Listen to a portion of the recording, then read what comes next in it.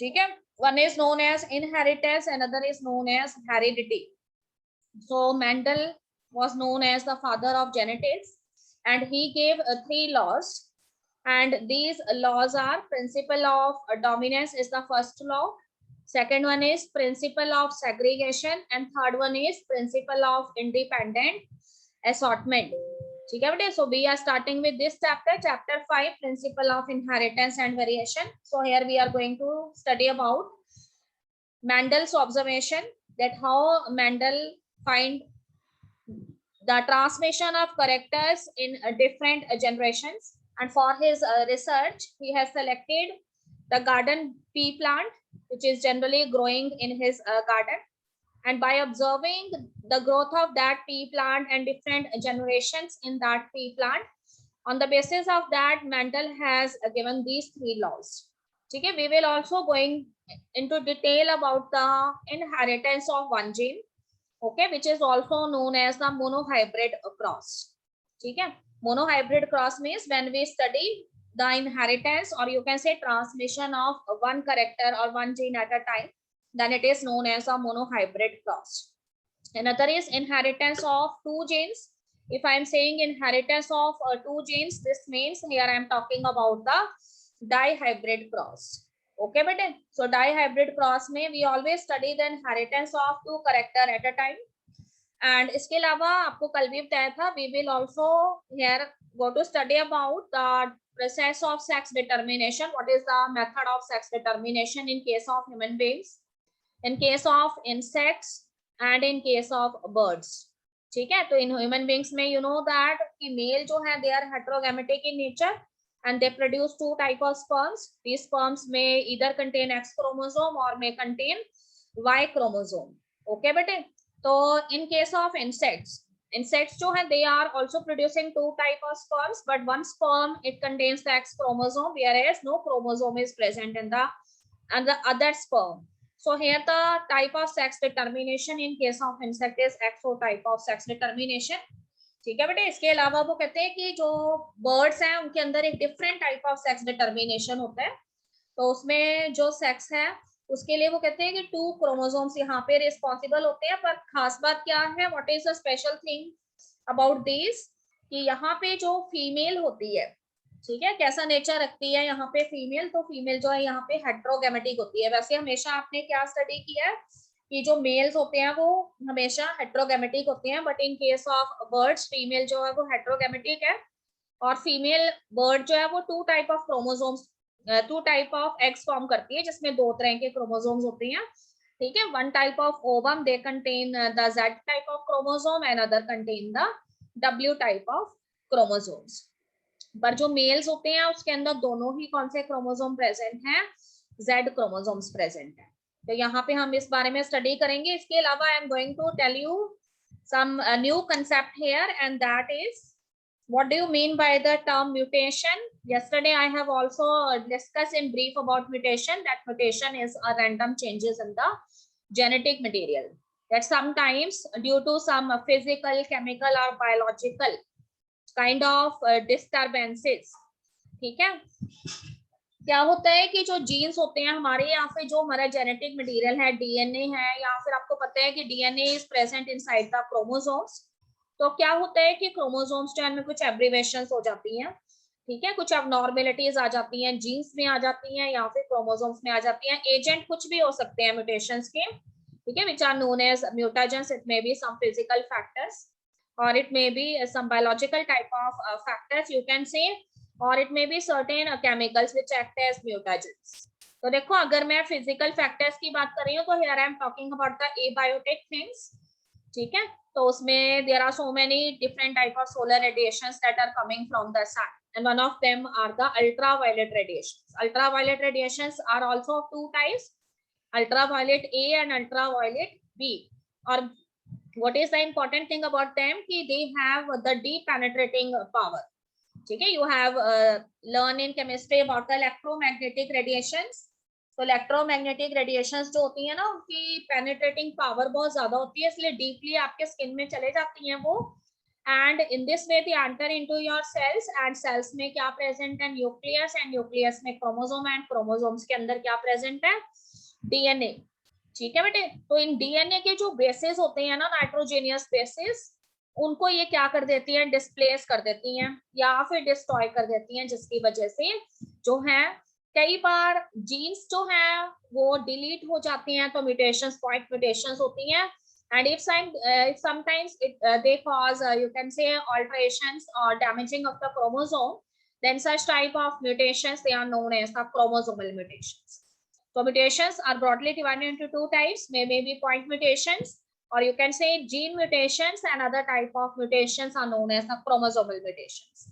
Okay, but we will also study about linkage.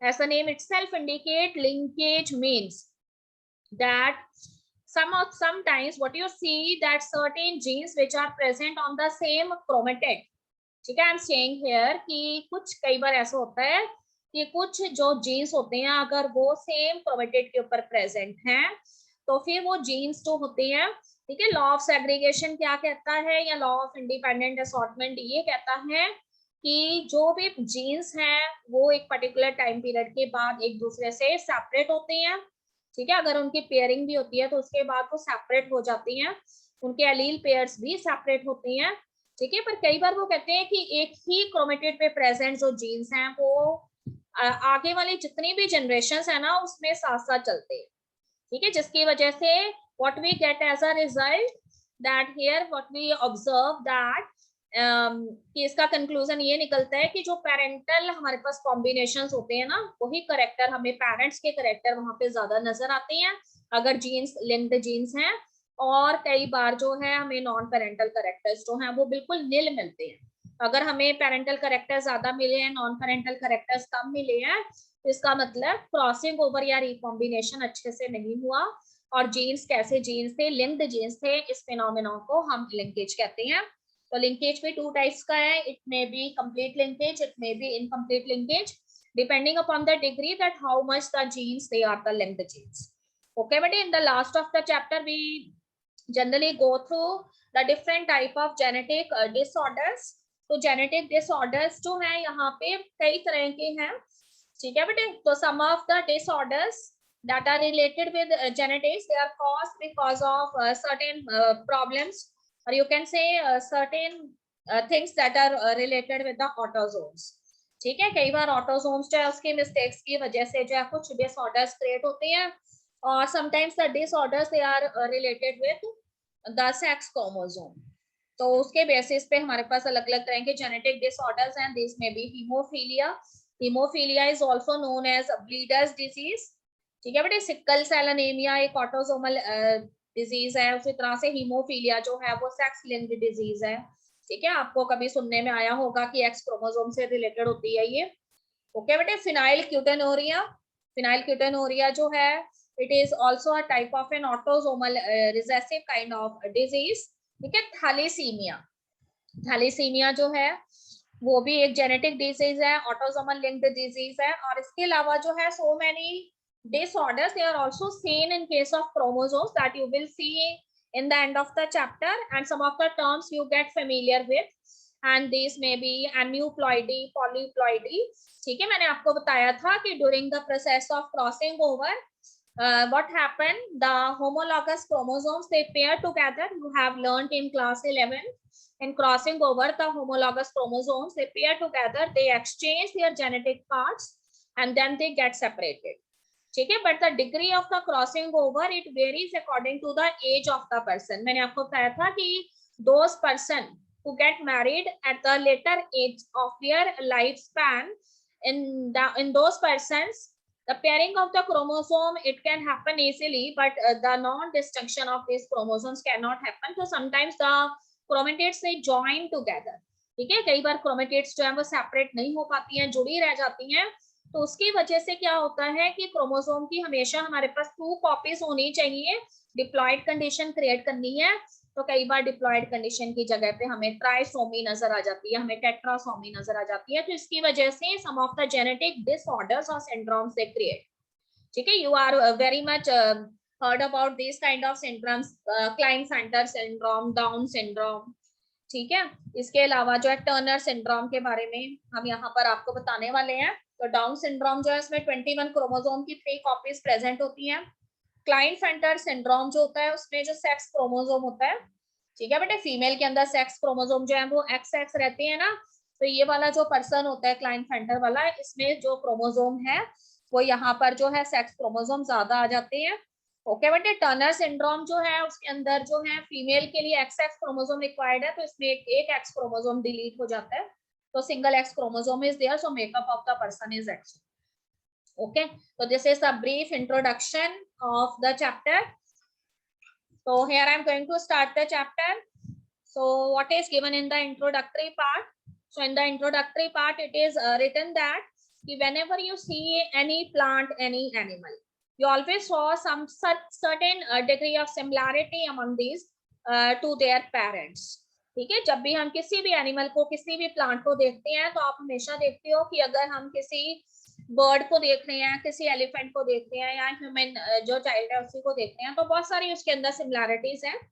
So there are some of the characters that are very much similar to their parents, but there on the other hand there are certain characters that are the unique character of that person only.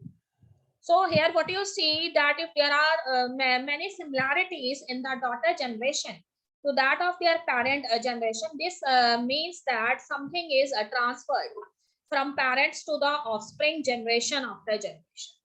ठीक है बेटे, तो इससे ये पता लगता है कि अगर ऑफस्प्रिंग्स जो है वो कुछ आइडेंटिटी जो है अपने पेरेंट्स से मैच करती है उनकी, तो इसका मतलब है कि पेरेंट्स जो है उसमें से कुछ ना कुछ ऐसी चीज है जो कि ऑफस्प्रिंग के अंदर ट्रांसफर होती आ रही है, और जनरेशन टू जनरेशन जो है वो ट्रांसफर हो रही है from the parents to the offsprings.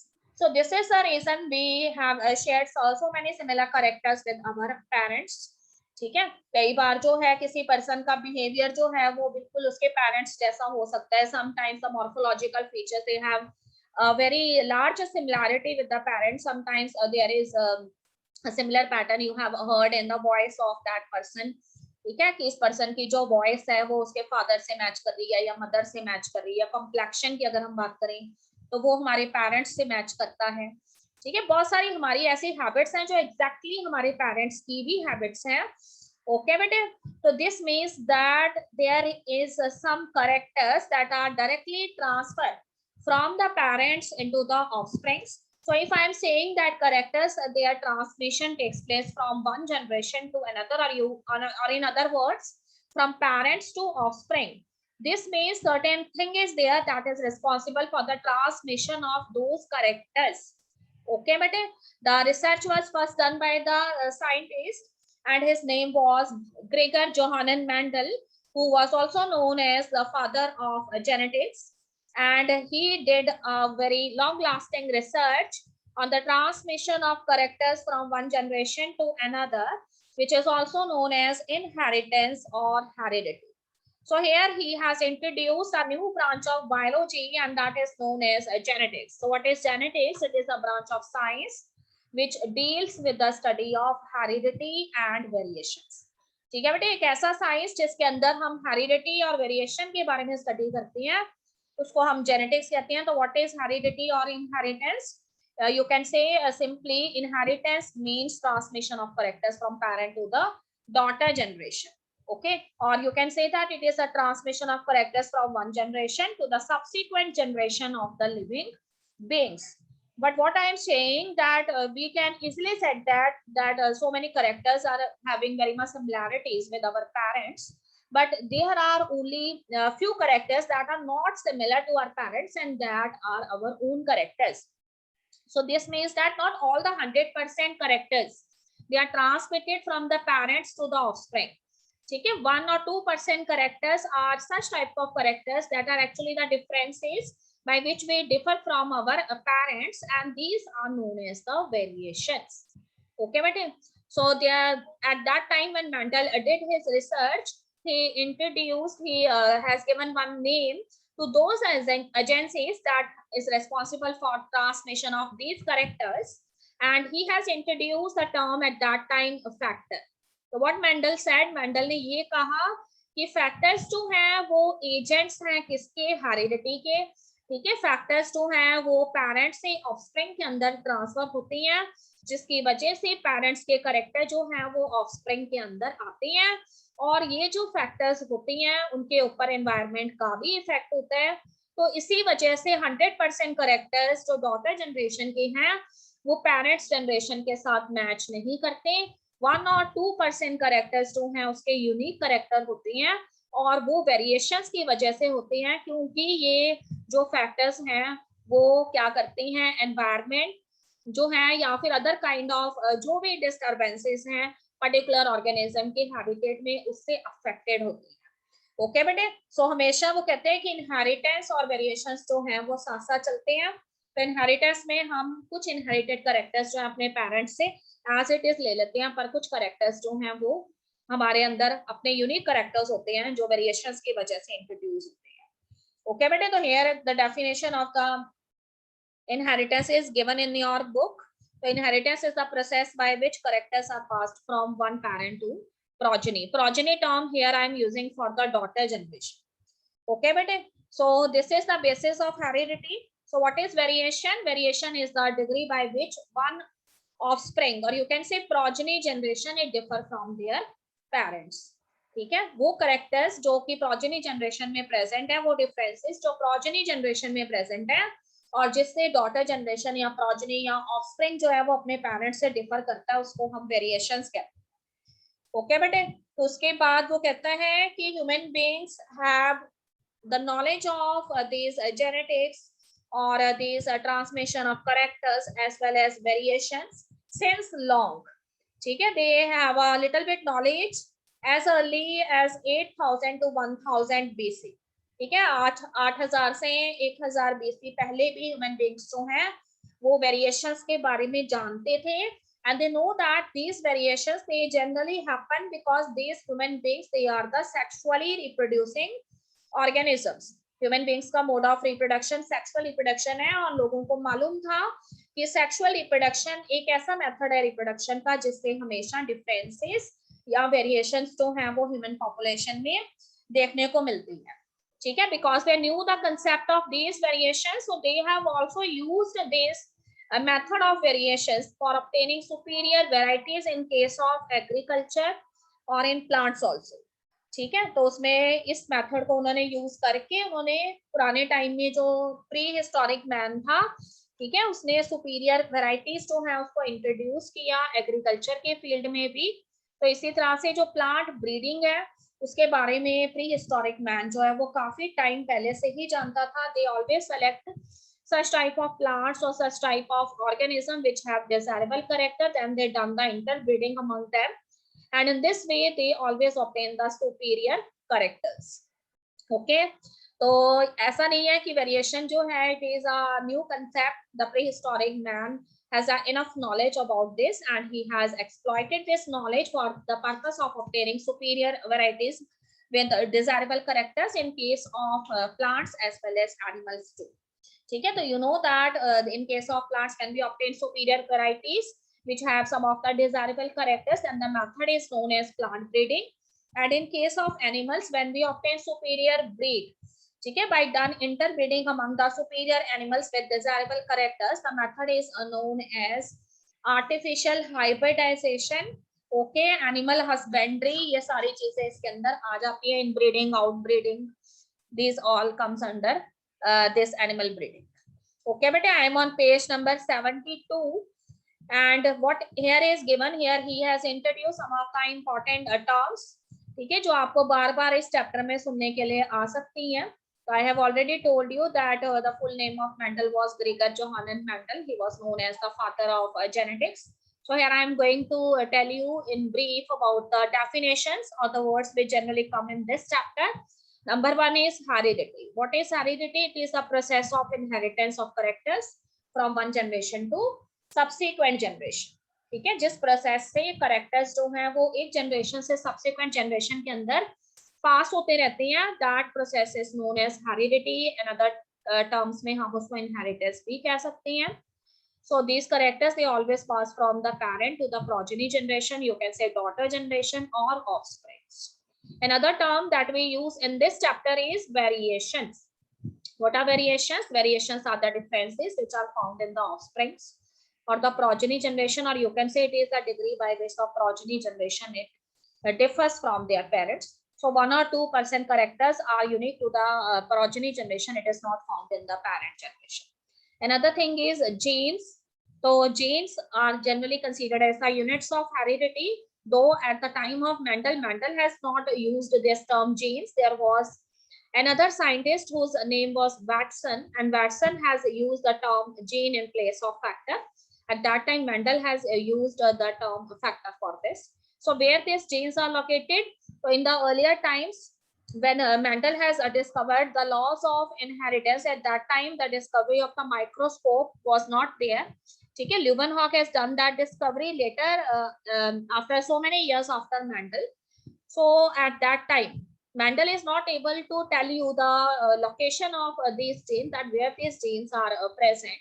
But after the discovery of the microscope by Leeuwenhoek, he has used one crude type of microscope, and the scientists that are coming after, they have find out the location of these genes, and these genes are the minute, you can say, bodies which are actually located on the chromosome. तो आज के time में हम कई बार jeans की जगह पे term use करते हैं सिस्ट्रॉन, ठीक है बेटे। अब तक हम आपको छोटी क्लासेस में ये बताते आ रहे हैं कि these genes are the bodies which are present on the chromosome, पर अब आप और ज्यादा जानेंगे जीन्स के बारे में कि जीन्स जो है वो क्रोमोसोम पे प्रेजेंट तो होते हैं, ठीक है, क्रोमोसोम्स में प्रेजेंट हैं, और क्रोमोसोम में भी कहाँ प्रेजेंट है? आपको पता है कि हर एक क्रोमेटिड के अंदर क्या रन कर रहा है? डीएनए रन कर रहा है, ठीक बेटे। और उस डीएनए पे हम आपको बताते आ रहे हैं कि जीन्स प्रेजेंट है। पर आप और ज्यादा जानेंगे जीन्स के बारे में कि ऐसा कुछ नहीं है कि जो डीएनए है उसके ऊपर जीन्स प्रेजेंट है। डीएनए का ही कुछ ऐसा पार्ट है जो प्रोटीन्स के लिए कोड करता है और उसी को हम जीन्स कहते हैं। ओके बेटे। Now another thing is progeny. What is progeny? So here the term is used generally for the daughter generation or the offspring. Okay children, genotype as the name itself indicates, when we study the genetic makeup of an organism, then it is known as a genotype. ठीक है, for example you have studied in class 10th also, if we done a monohybrid cross, you can say for this seed color for pea plant, ठीक है। तो आपको पता है कि seed colour P plant के अंदर जो है वो दो तरह का हो सकता है, it may be yellow seed colour और it may be green seed colour. तो अगर मैं आपको कहती हूँ कि capital Y designates for yellow seed colour and small Y for green seed colour, okay बेटे। So here I am using this alphabets capital Y. तो एक वाई जो है ना यहाँ पे एक एलील को रिप्रेजेंट कर रहा है जीन की, यानी एक जीन के अंदर कितने एलील्स होते हैं? 2 alleles होते हैं, and if both the 2 alleles they are of a similar type, that means capital Y, so this means the condition is homozygous condition. और दूसरी तरफ अगर मैं ग्रीन कलर के लिए कहती हूँ कि दोनों ही एलील स्मॉल वाई हैं, तो इसका मतलब मैं यहाँ पे होमोजाइगस रिसेसिव कंडीशन की बात कर रही हूँ। पर जब हम इसके बीच में क्या करवाएंगे? क्रॉस पॉलिनेशन करवाएंगे, फर्टिलाइजेशन होगी, देन आप देखेंगे कि कैपिटल वाई में से एक कैपिटल वाई आ जाएगी एंड स्मॉल वाई में से एक स्मॉल वाई आ जाएगी। तो F1 जनरेशन में मुझे जो डॉटर जनरेशन मिलेगी उसका मेकअप होगा कैपिटल वाई स्मॉल वाई। तो इसमें एक एलील कैपिटल वाई है, एक एलील स्मॉल वाई है। तो यहाँ पे जो मैं एलील्स की बात कर रही हूँ वो एक्चुअली एलील्स किसको रिप्रेजेंट कर रही हैं? जीन्स को रिप्रेजेंट कर रही हैं। ये एलील्स होमोजाइगस कंडीशन में भी हो सकती हैं, हेट्रोजाइगस कंडीशन में भी हो सकती हैं, ठीक है बेटे। जैसे कैपिटल वाई और स्मॉल वाई होमोजाइगस है और capital Y small Y heterozygous condition है। तो इस तरह से जब हम किसी भी ऑर्गेनिज्म जो है उसको स्टडी करते हैं, उसके जीन्स की, उसके एलील्स की स्टडी करते हैं, तो it is known as genotype. And what is phenotype? So phenotype is actually the external appearance of an organism, that how that organism it looks in the external environment, ठीक है। मैं आपको कहती हूँ कि भाई कैपिटल वाई और capital Y yellow seed colour को रिप्रेजेंट कर रहा है, पर अगर दूसरी तरफ मैं आपको बताऊं कि कैपिटल वाई और स्मॉल वाई भी येलो सीड कलर को रिप्रेजेंट कर रहा है, तो इसलिए I am not able to find out कि दोनों येलो जो है उसमें से होमोजाइगस वाला येलो सीड कलर कौन सा है एंड हेट्रोजाइगस वाला कौन सा है। ओके बेटे। तो here I am talking about the phenotype और the external appearance. and both the genetic constitution here give me one character only, and that is the yellow seed color. Okay student, another thing is alleles. So you can say that what are alleles? Alleles are the alternative forms of a genes, two alternative forms of a genes. ठीक है, तो हमेशा जो jeans होते हैं ना वो कहते हैं कि दो कॉन्ट्रास्टिंग करेक्टर्स जो हैं उनके लिए कोड करते हैं। तो उसमें हमेशा एक जीन जो है उसके अंदर दो एलील्स होती हैं और एक एलील जो है वो हमेशा डोमिनेंट करेक्टर को रिप्रेजेंट करती है एंड अदर एलील जो है it always represent the recessive character. Okay बेटे, तो इसमें हम कह सकते हैं कि एलील्स जो है वो टू ऑल्टरनेटिव फॉर्म्स हैं एक जीन्स की, जिसके अंदर एक एलील हमेशा डोमिनेंट करेक्टर को रिप्रेजेंट करेगी and another allele always represent the recessive character. Okay students, next are homozygous, heterozygous क्या होता है? तो आपको मैंने बताया था कि होमोजाइगस कंडीशन का क्या मतलब है, the form of a trait in which both alleles of a gene are similar. ठीक है, तो कहते हैं कि अगर एक जीन एक करेक्टर को रिप्रेजेंट कर रहा है तो आपको पता है कि how many alleles are there, two alleles are there, and if both the two alleles they are the identical one, this means the condition is known as a homozygous condition. For example, ठीक है, अगर मैं plant height की बात कर रही हूँ P plant के अंदर, तो आपको पता है कि capital T here represent a homozygous tall character, और अगर मैं स्मॉल टी ले लूं तो small T here represent a homozygous dwarf character, but when both of these they are interbreed among themselves, then what you see a heterozygous character, it appears in the F1 generation. So here I have the makeup capital T small t, जो कि दिखने में तो tall plant होगा, पर अगर हम उसका जीनोटाइप देखें तो उसमें कैपिटल टी और एक स्मॉल टी है। तो यू कैन से heterozygous condition is that condition, ठीक है, जिसमें दोनों ही एलील्स जो है वो आइडेंटिकल नहीं होती है। तो here I have written the form of a trait in which both alleles of a gene are not similar, the condition is known as heterozygous condition. Okay बेटे, उसके बाद देखो आपको बताया था कि हर एक जीन जो है it has two alleles, one allele always represent a dominant character and another allele always represent a recessive character.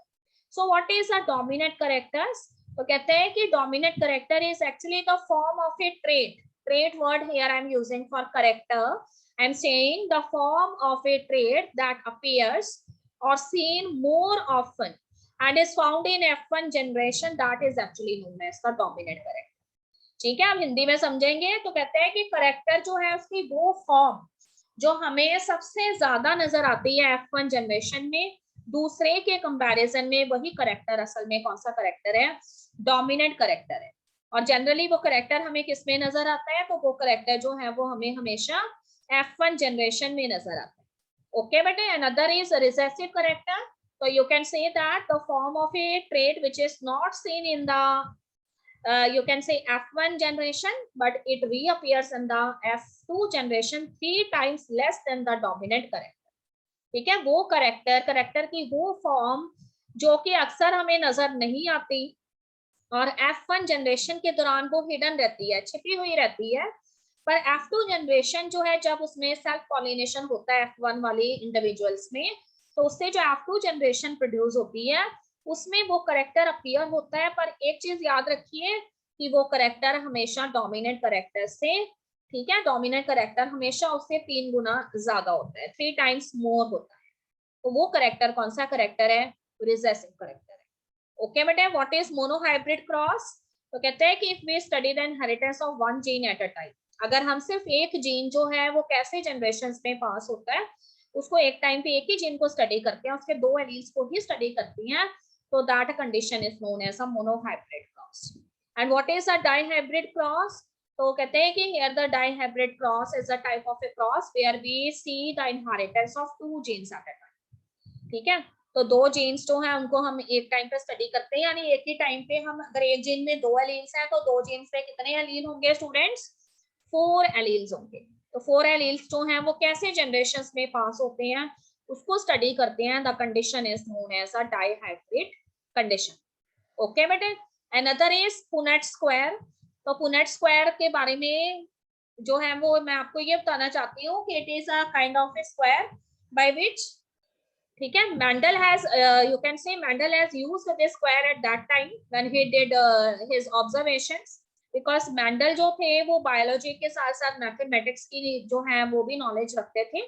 तो जो भी उन्होंने ऑब्जर्वेशंस की पी प्लांट के ऊपर, he has represented his observation in a graphical manner. So it is a kind of a square which is used by Mendel at that time, and it generally shows the graphical representation to calculate the probability of all the possible genotypes of offspring in a genetic cross. ठीक है.